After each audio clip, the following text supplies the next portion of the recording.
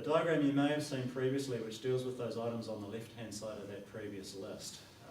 This is a bit of project management fundamental here. The triangle of scope, cost and time, slightly reworded there. But basically these three components and their impact on quality are always a bit of a challenge and a struggle between each other. If you can imagine you've got a set project and you've planned it up and someone asks you to do it faster, there are consequences. If you're going to do it faster and keep the same scope and quality, it's probably going to cost more.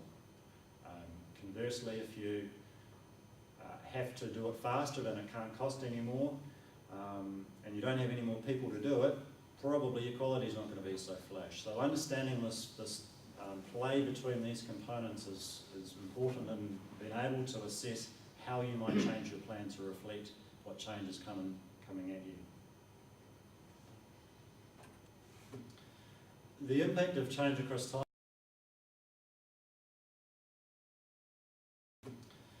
The impact of change across time is also an interesting component to understand. At the start, when you're in your initial phases of planning a project, whether it's this big or that big or here or there, doesn't really have a massive influence on the cost of that change.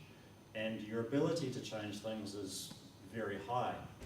As time goes on, things dramatically change, particularly on the last day. If the client asks you to do something else, probably it's going to cost more, it's going to extend your time and compromise you in a number of other ways. So there's an interesting issue where the client always wants to change things at the last minute, and all the things they never thought of at the start of the job, which would have been helpful in helping you guys plan out what you wanted to do, they hadn't thought of.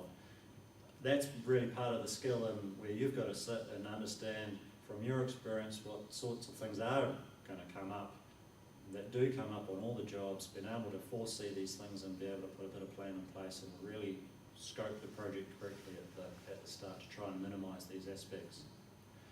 Also, you deal with changes is an interesting component. We deal with a number of different attitudes in our role at the moment. We have people who take it on the chin every time and probably do it to their detriment, to those who come out fighting on every change, and those in the middle of the happy medium where there's a bit of give and take, and at the end of the day it all washes out. There's always an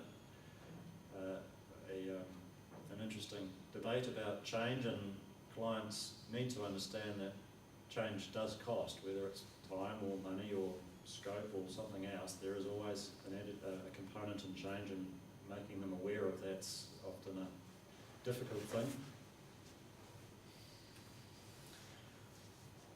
The items on the right-hand side of that prior list, none of that is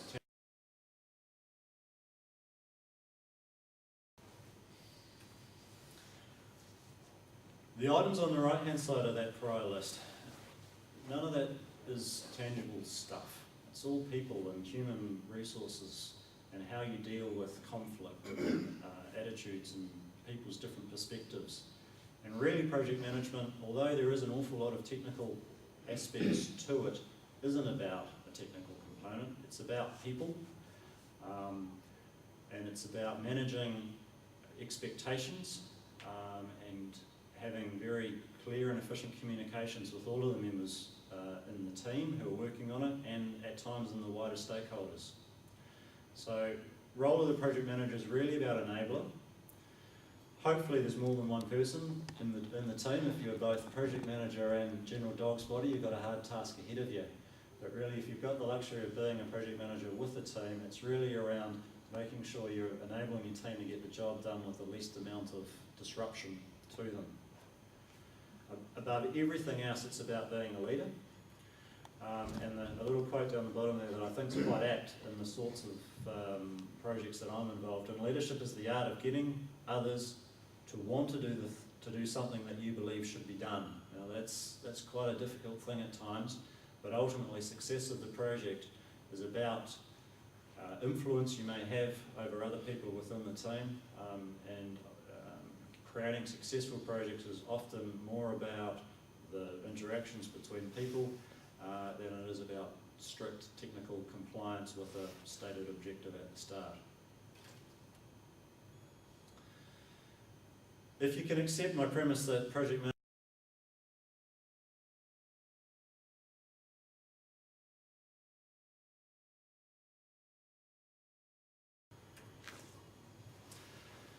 So to close that, what's key in project management in my sense? Understanding what project success looks like. There's a couple of aspects to that. What is it that's actually trying to be achieved and why? Really get down to the core roots of what it is you've been asked to do. Whether someone thinks they've got the answer or not, they may not.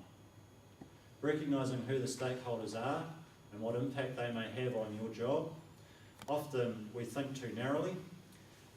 But there's always people who are able to disrupt us, whether it's a neighbour who's got a problem with what you're doing, council or regulatory bodies.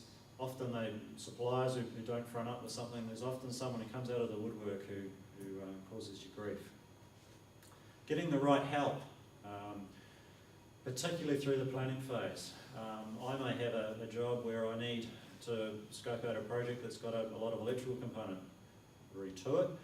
I don't know much about electronics at all or electrical wiring, although I think I understand some of the basics. The best thing I can do is actually get someone who understands the job, whether it's someone who's within my team or some external expertise. It's something we do quite obviously when we're putting together a building design with various consultants who are supposedly experts. An example we've got at the moment, that's not enough. So we've got subcontractors in working on the job because they can actually contribute to getting a better understanding about what's going to make the job a success given some of the constraints. Having a plan and communicating it, critical. It's no good keeping it to yourself and no one else understands what you're up to. Knowing where you are against the plan, it's how do I get from here to there without the map? How do you know when you're there if you didn't know where the hell you were going? Fixing the problem before it grows. It's easy to change a problem that's only come up or fix a day's error here or there, but when they compound on one another as they do, very, very difficult to wrestle it back into shape without significantly impacting on your business. And doing it better next time, learning from where you went wrong, celebrating the successes of the job and really understanding what it makes projects successful and what makes them fail. A little quote from Abraham Lincoln that I quite like as well. Give me 6 hours to chop down a tree and I spend the first 4 sharpening the axe. I own a property with a fireplace and went out yesterday actually and tried to chop down a tree and probably could have done with some of Abe's advice there because it took me a hell of a lot longer than it should have. And often we do that in a project